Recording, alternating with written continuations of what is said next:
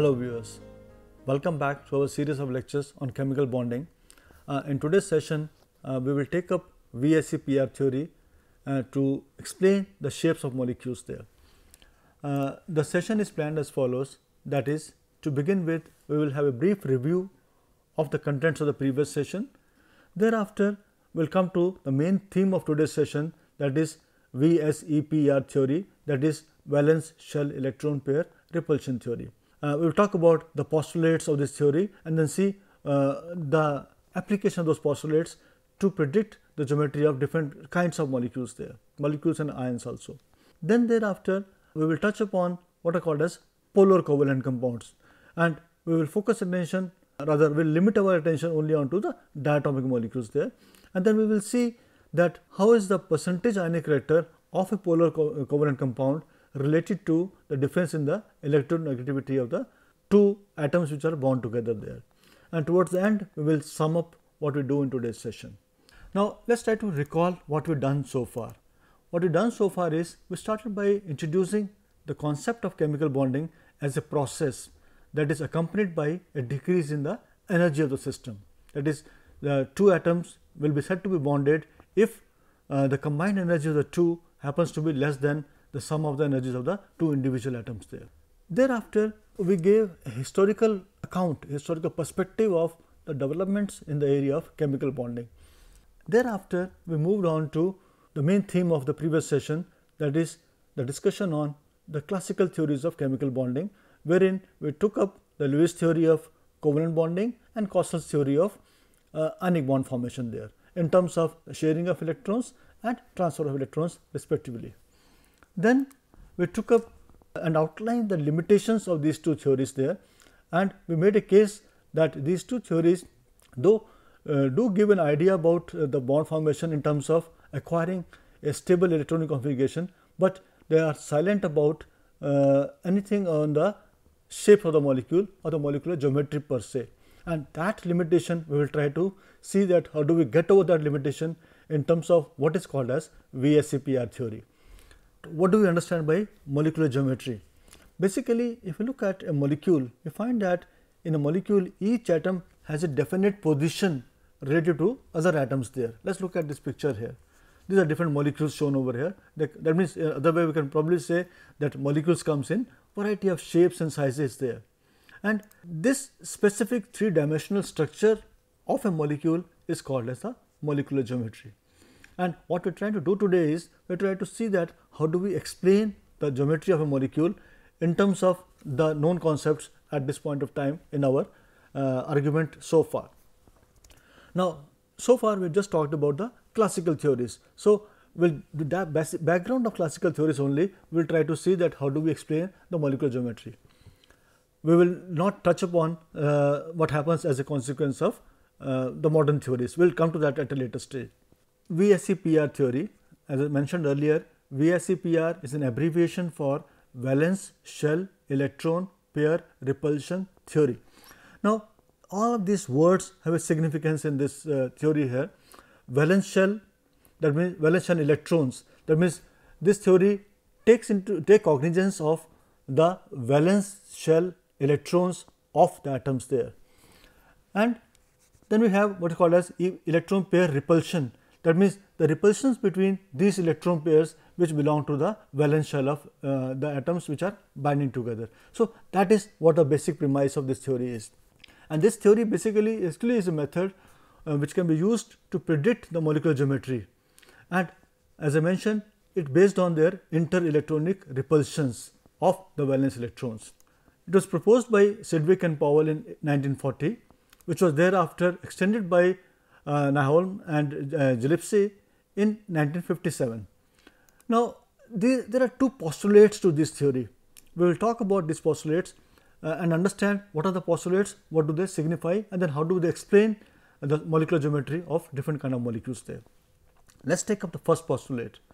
The first postulate says that is the electron pairs, whether they are bonding electron pairs or non-bonding electron pairs, they around the central atom in a molecule, they arrange themselves in space in such a way that they minimize their mutual repulsion. What it means to say is that suppose I have a molecule, I look at a central atom there, and try to see that how many valence pairs of electrons are there, and then they will act in such a way that they will repel each other and try to go as far apart from each other as possible there.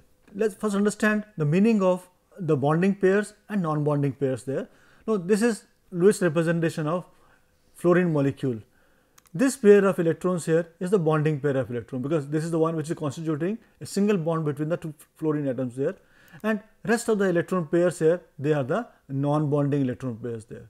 Similarly, for water molecule, these two are the bonding electron pairs. This is the one which is going to form a bond between ONH here and OH bond over here. The two OH bonds are formed in water molecule, and then these two electron pairs which are lying on the oxygen atom there, they are the non-bonding or lone pairs over there.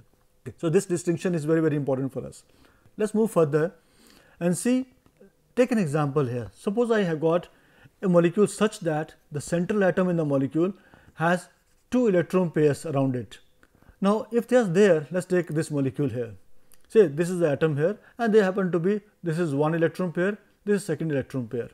Now, as per VSEPR theory, what it says is that these two electron pairs, if they are there on the central atom, they will repel each other. They will repel each other in such a way that they go as far apart from each other. That means they will repel to such an extent that these two pairs are diametrically opposite to each other, because for two electron pairs, this is the most stable possible configuration over there, and this basically refers to what is called as a linear geometry. That means if a molecule has got only two lone pairs around this, two bond pairs of electrons around the central atom, then this molecule is likely to be a linear molecule there. Now, if we go further and see what is the second postulate.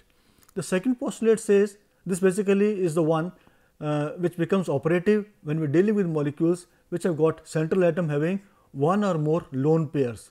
Because if there are only bond pairs as we had in the, then only first postulate is good enough to tell that where would these bond pairs will go.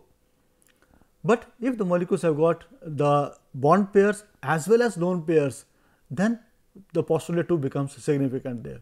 And this postulate 2 says that the repulsion between two lone pairs of electrons is greater than that between a bond pair and a lone pair, and which in turn is stronger than that between two bond pairs. That is, we have got this order here, that is lone pair repulsion is greater than lone pair bond pair repulsion, which is further greater than the repulsion between two bond pairs over there. So, this ordering is very, very significant there, because this is the one which is going to determine what is the formal final molecular geometry of a given molecule there. Let us take that the molecular geometry actually, according to this theory, can be predicted on the basis of two postulates.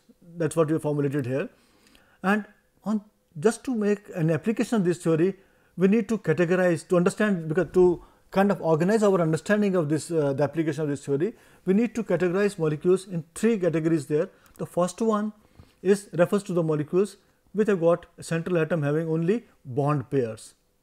That is the first category. Second is the molecules with central atom having bond pairs as well as lone pairs.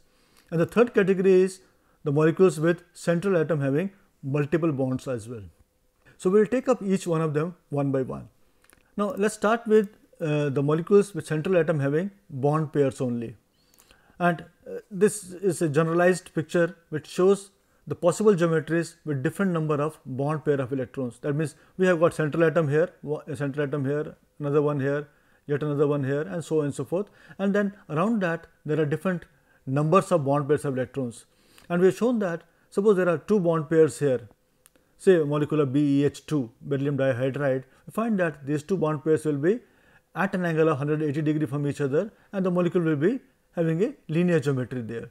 And if they happen to have three bond pairs around that, and they will repel each other in such a way that they acquire the geometry as shown over here, such that these two bonds here, say this is, suppose this atom A, this is atom B. So, this AB and this AB bond will make an angle of 120 degrees. One typical example is BF3, and this will be a trigonal geometry there.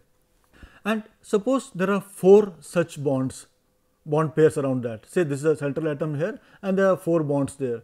So, they will acquire what is called as a tetrahedral geometry there with a bond angle of 109.5 degrees. That is, we will have a regular geometry which is a tetrahedron, and each of these bonds, say AB bond here, the atom A is the center, B is on the vertices over the tetrahedral here. So, this AB bond and this AB bond will make an angle of 109.5 degrees there. Similarly, if you have a system of this kind with the 5 neighbors, then what they acquire is, this is called as a trigonal bipyramidal. That means, we have got a trigonal thing here, and this is one pyramidal atom here, another pyramidal atom there. This is again a very important kind of a geometry there, and typically maybe we can think of PCl5 as one representative species for that.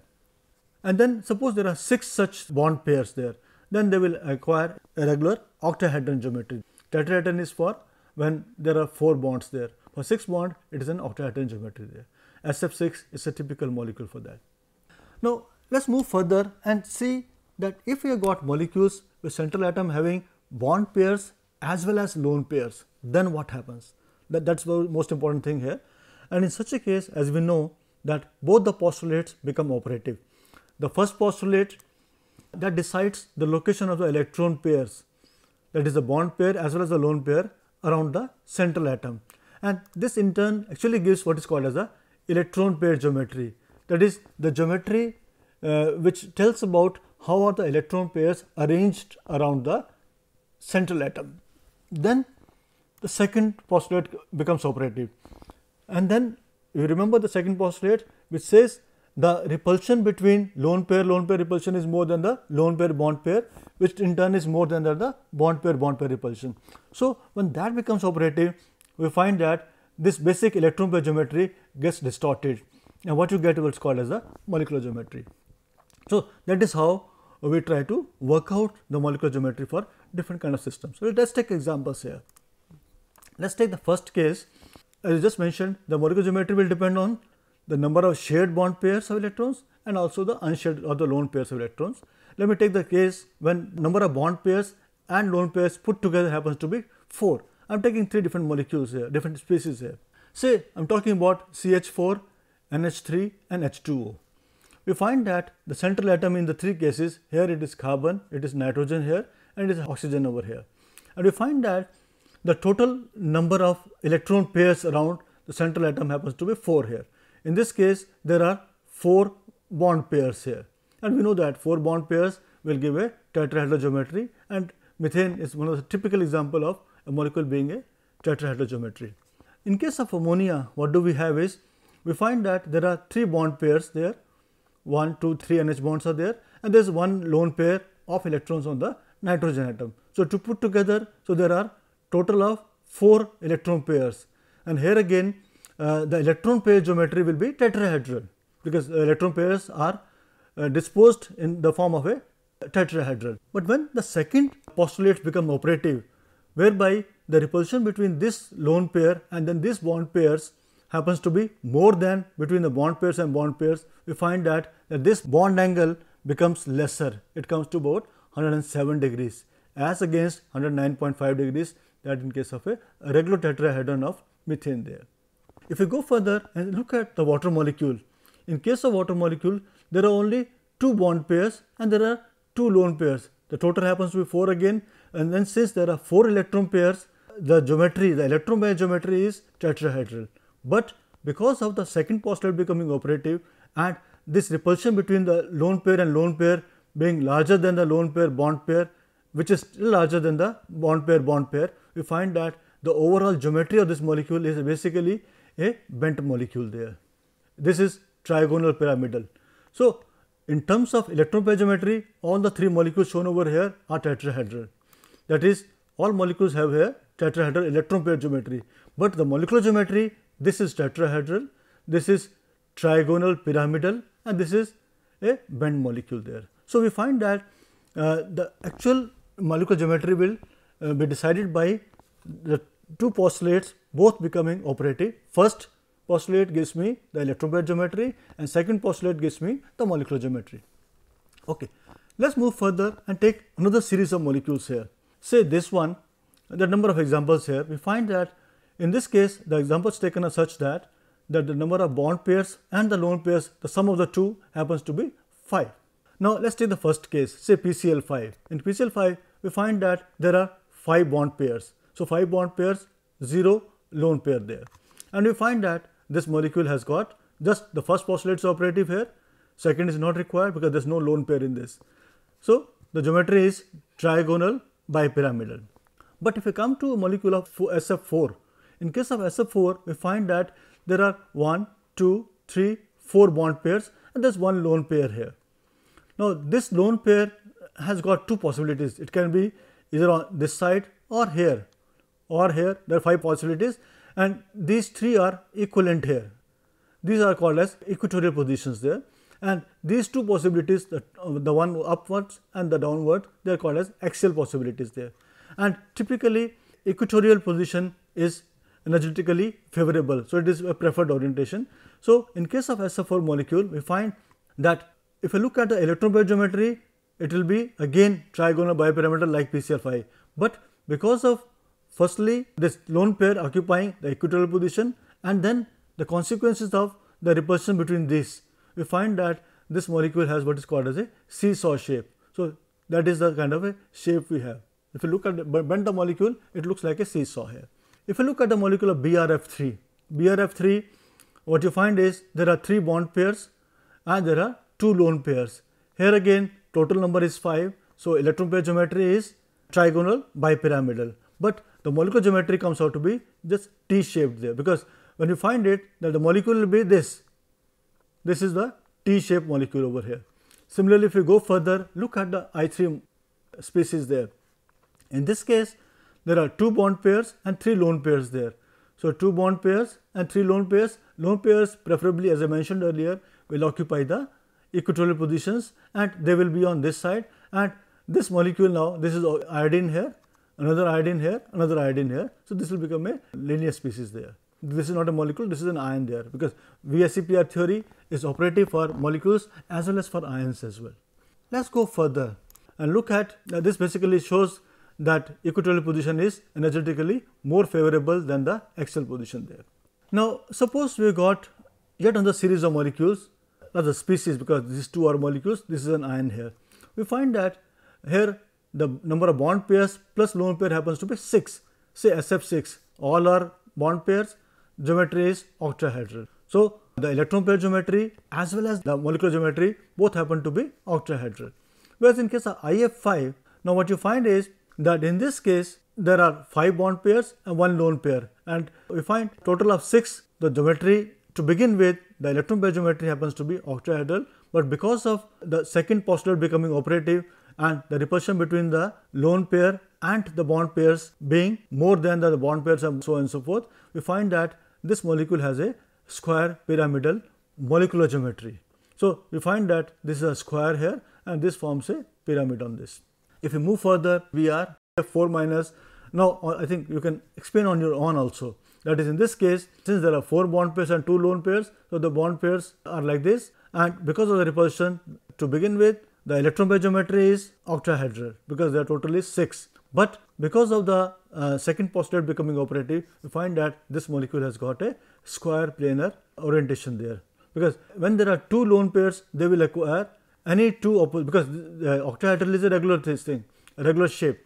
So, any these 2 lone pairs, these 2 positions, or these 2 positions, or these 2 positions, all are equivalent. So, any 2 opposite positions will be occupied by the lone pairs, and rest 4 will be the ones which will be by the bond pairs, and the ion will have a square planar geometry there. Now, let us look at the molecules with central atom having multiple bonds.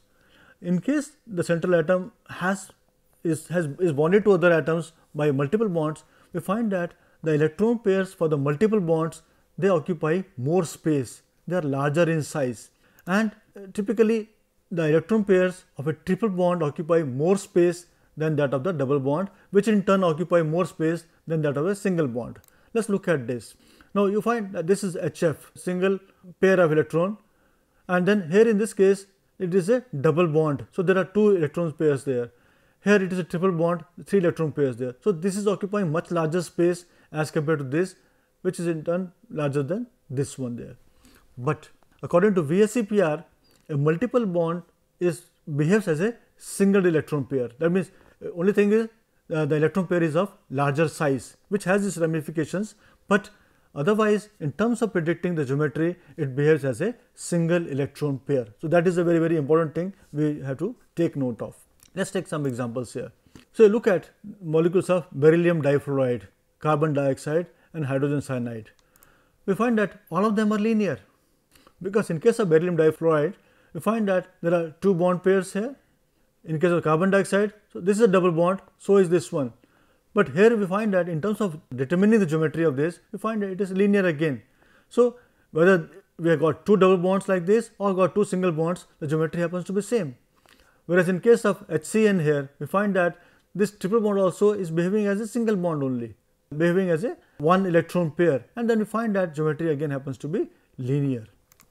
So, the molecular geometry is determined by in these molecules the first bond pair, and the second and third electron pairs in the double and the triple bond do not affect the molecular geometry. That means, basically in order to work out a geometry, probably we have to just talk about think of only 1 electron pair here, 1 electron pair here. So, since there are 2 electron pairs, they will go opposite to each other and the molecule will be linear. Same is true over here. Let us take yet another example here. Let us take the example of say formaldehyde. In case of formaldehyde, there are 3 effective electron pairs, and as a consequence the molecule has a triangular shape like BF3. This is my molecule of HCHO, formaldehyde. We find that this is carbon, this is oxygen, it is a double bond here, this is single bond, a single bond here. And in this case of BF3, all the 3 are single bonds here. This is a triangular shape here, so is here. But this is a regular triangular shape having a bond angle of 120 degrees we know of.